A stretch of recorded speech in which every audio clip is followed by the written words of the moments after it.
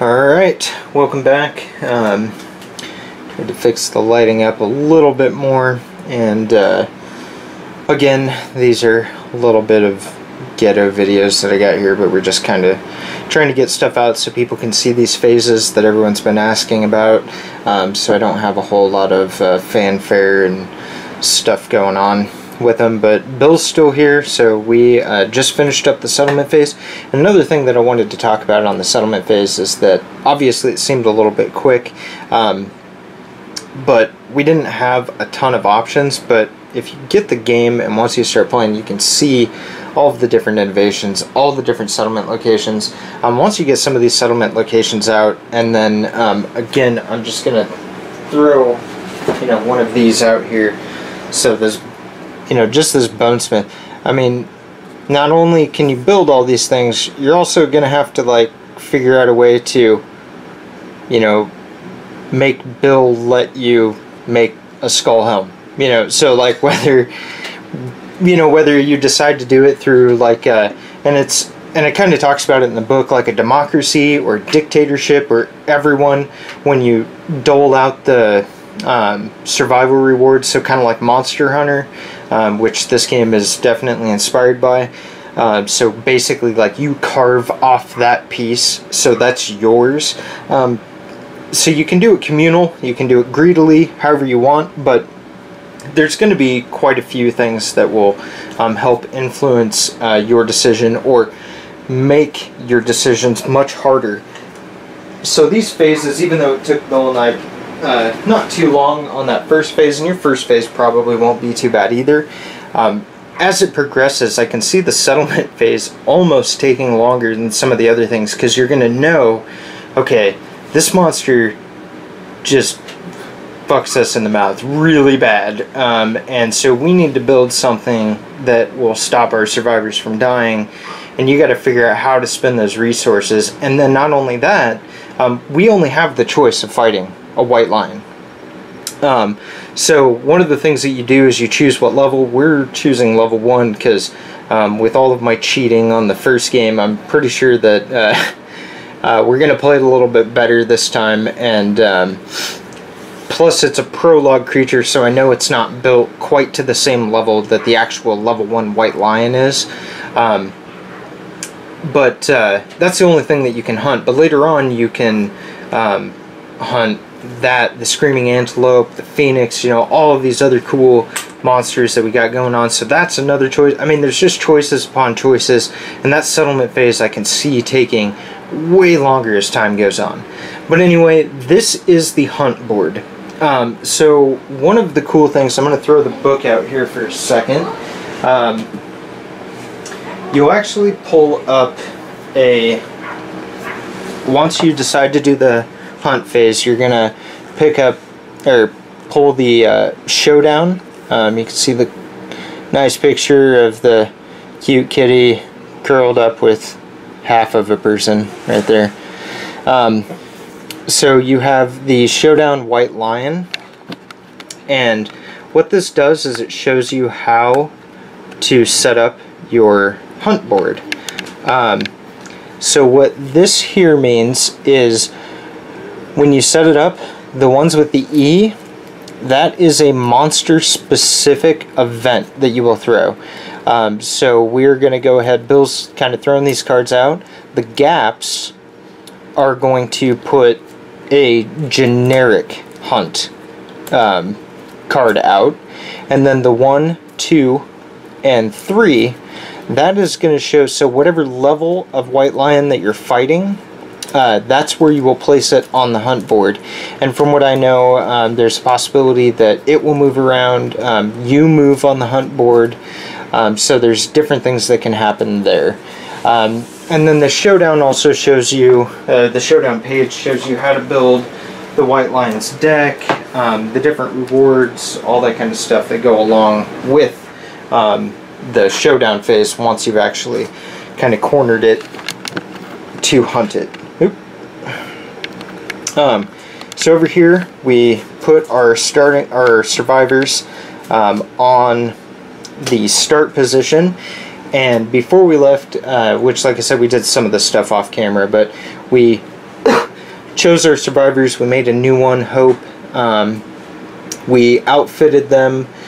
We decided to take Tom with us, and he's got the axe. Bill has the darts, and Kelly has the bone dagger.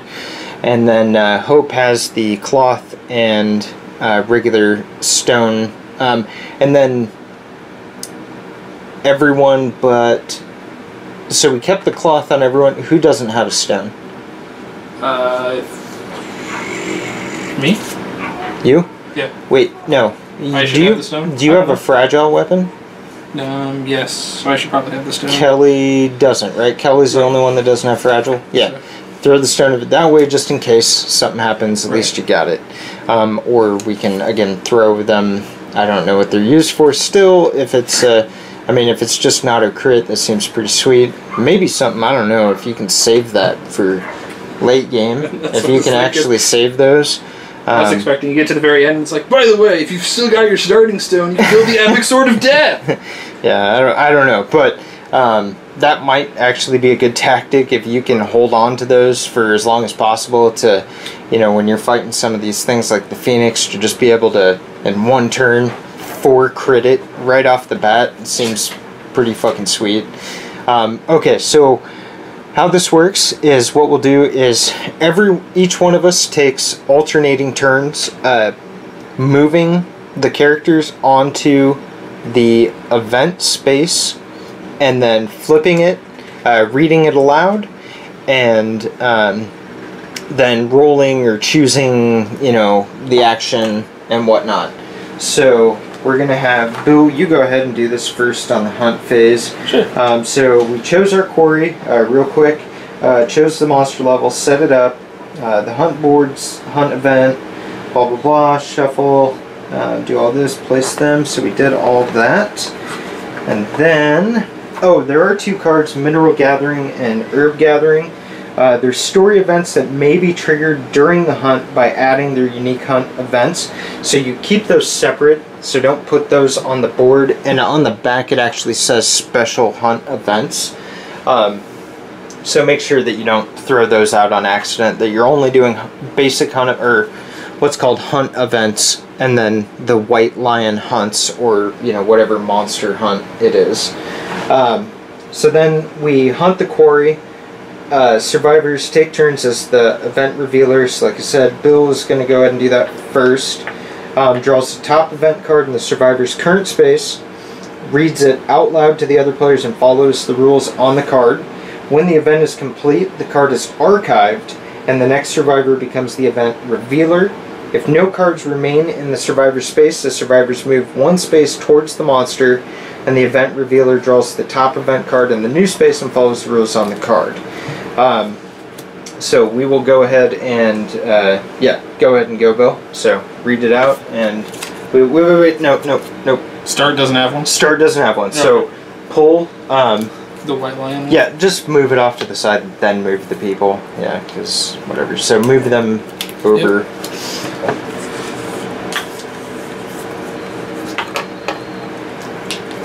Bill's trying to break my miniatures. I spent, as I said, like 2 hours doing... Oh, which, by the way, since we didn't make any other adventurers or survivors, my Cody, the one with the held up stone, that's going to be Tom, and the more modest female, the one with the, that one is going to be Hope, because that is Kelly, and Bill and Kelly will stay the same. Alright, Sea of Golden Grass. Fields of golden grass lay ahead. The event revealer may choose to avoid the plains and roll twice on the hunt event table before moving on the hunt board. Otherwise, each survivor gains +1 courage, and the event revealer rolls on the table below.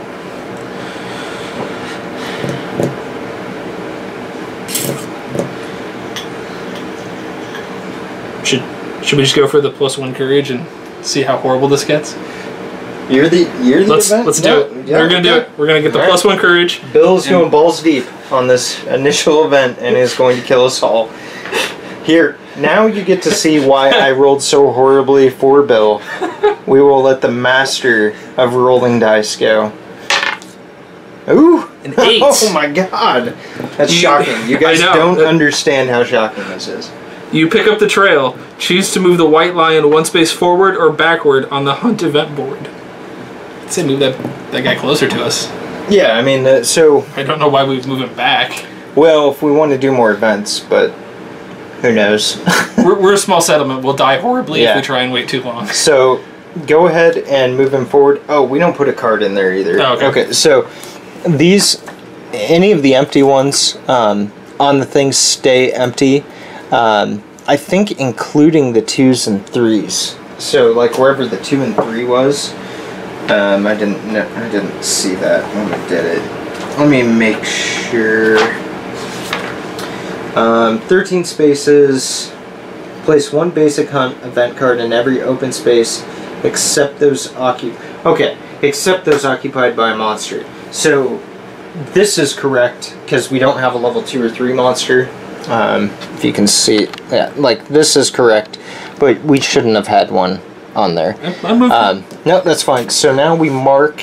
All of us gain a courage there, right? Yeah. All right, so that's sweet. We all gain a courage, and then it is my turn as the event revealer. Because now we have there are no hunt event cards on hunt board space. So the event revealer makes 1 roll on the hunt event table before. So let's say that Bill had we decided and we moved this guy back to here. When we moved there, because there was no card to begin with, we would roll like a random event, and there's a table of 100 random events in the book as well as these cards. So I mean there is a ton of different things that can happen, which obviously harkens back to the other part of this game that it was hugely inspired by, which would be like Heroes Quest, Warhammer Quest, those old school, really narrative driven, but I guess I should say random narrative driven, where you're kind of creating your own story versus something like Descent, where you had pretty much a set path. This is what happened, this is what's going on. This kind of allows you to create your own story with what you're doing. So I'm going to go ahead and pull this. Bill, if you can move this for me, just because they're a little out of my way. Okay, so we have the Prowling Lion card. While the survivors stalk the white lion, the monster hunts something else. Move the white lion 1 space away from the survivors on the hunt board in pursuit of its prey. So yeah, it's a good thing. Otherwise, would have went to that other space. Okay. The white lion starts the showdown with ground fighting in play. Okay, so this is going to be, I'm assuming, a special ability that it gets. So you build its AI deck normally, but it has this, so I think we just made it shittier, which is sweet. Okay, so we're going to move, so I'm just going to leave this here so that we don't forget it. Is that my phone going off? Okay. So I'm going to move the white lion back 1 again, so he's back where he started, and it is to Bill with this. I kind of feel like this is going to be the shortest of the phases. I could be wrong, but it seems like it would be pretty quick. But I guess there are ways, because just to kind of show you these spaces here, there's an overwhelming darkness, which I don't know exactly what it does, but it sounds horrible. So there's that, and then the very last space is starvation.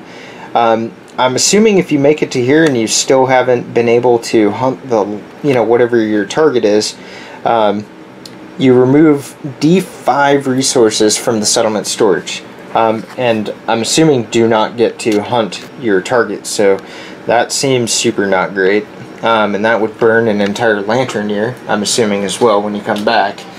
So that wouldn't be good. So, alright, Bill, it is your... Well, quick side note. Tom just hit 3 courage. Okay. Which triggers the event Bold. Bold basically has a reaction based off what event you're in. So we're in the hunt phase, so he gains Triumph. Expect the unexpected. You are prepared to face any mind-bending trials at a moment's notice. Where others may falter, you forge ahead, meeting the journey head-on. Gain the following ability and roll on the table below. You gain Prepared. When rolling to determine a straggler, add your hunt experience to your roll result. And then roll a d10. Tom's one of your characters, so you want to roll a d10. Alright. I totally didn't put the camera on here, by the way. Dig. 4. 4. Gain +1 understanding. Yeah, that's cool. We don't have any understanding yet, I don't think, do we? Yeah, Cody. Oh, that's right, yeah, but he's Ironically, contemplating how awesome he is. Ironically, his father. Because I am. Alright, so we got another cool event for going up in something else. And that's another thing that you got to pay attention to. There are a lot of moving pieces in this game. So this is not something that, again, it's not technically like a beer and pretzels type of game. You're going to invest some time. It's as close to playing an RPG without playing an RPG from what I've seen that you can get, along with, again, this is akin to like Warhammer Quest, old school Advanced Heroes Quest, Shadows of Brimstone. They take some investment and time and will reading some stuff. Obviously not as much as if you're doing D&D or Pathfinder or something like that. But the reason that my gaming group and all of that likes this is that you don't have to have a GM, you don't have to have someone spending a bunch of time, you don't have to have your players spending a bunch of time at home reading rules, things like that. But you do have to kind of pay attention. So, as a warning, again, keep that in mind. But Bill, go ahead. Let's draw the next card, right? Yep. Alright. And then move the dudes over before we forget. Move them forward. Random event. Roll D100 on the event table. Okay. Alright. So, roll. Black will be 10s. Okay. So 29. I got it already open. Oh, okay. 29. Read from it. Dark Blacksmith. The survivors cross paths with a tall, unnaturally thin man in a hooded robe. Where his feet strike the ground, sparks illuminate his path. Each survivor with 3+ courage may give him 1 piece of gear and roll on the table. Ironically, Tom has our bone axe. Yeah. Don't read me the table. Let me. 3+ courage. You know what? I'm gonna give. Let's do cloth. I know it's my armor and I know it's the waist, but can I do that? Is that valid? Any piece of gear. Any piece of gear, because I feel like this is just kind of okay. Versus the bone axe, which we spent resources on. Well, we spent 2 resources. Right. I mean, it was a bone and an organ. So I'm gonna put my cloth up for Auntie. Let's see what that does. All right, so roll a d10. Okay. Oh God. 1. He swallows your soul. 6. 6. The creature places the gear into the darkness of its robe, then returns it, hissing angrily. Suffer 1 brain event damage. God damn it. Alright, so brain event damage. Brain event damage or brain... That's what it says. Severe damage. Just brain event damage. What is brain event damage? I assume just brain damage.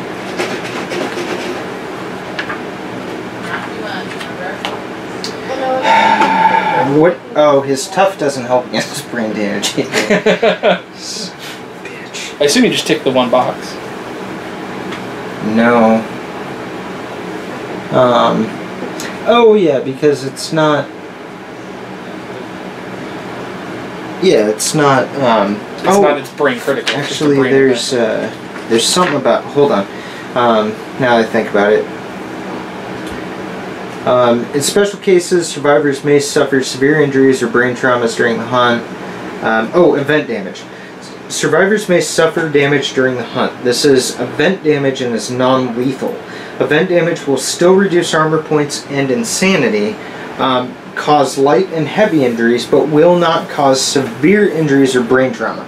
So the nice thing about this is, even though he does get injured, if, let's say, we had another event before this, which we won't, because we'll be able to move directly into the line and go to the showdown phase, if there was another event that targeted Tomna and hit him with the brain damage, nothing else would happen because he doesn't have any insanity and the brain damage has already been recorded.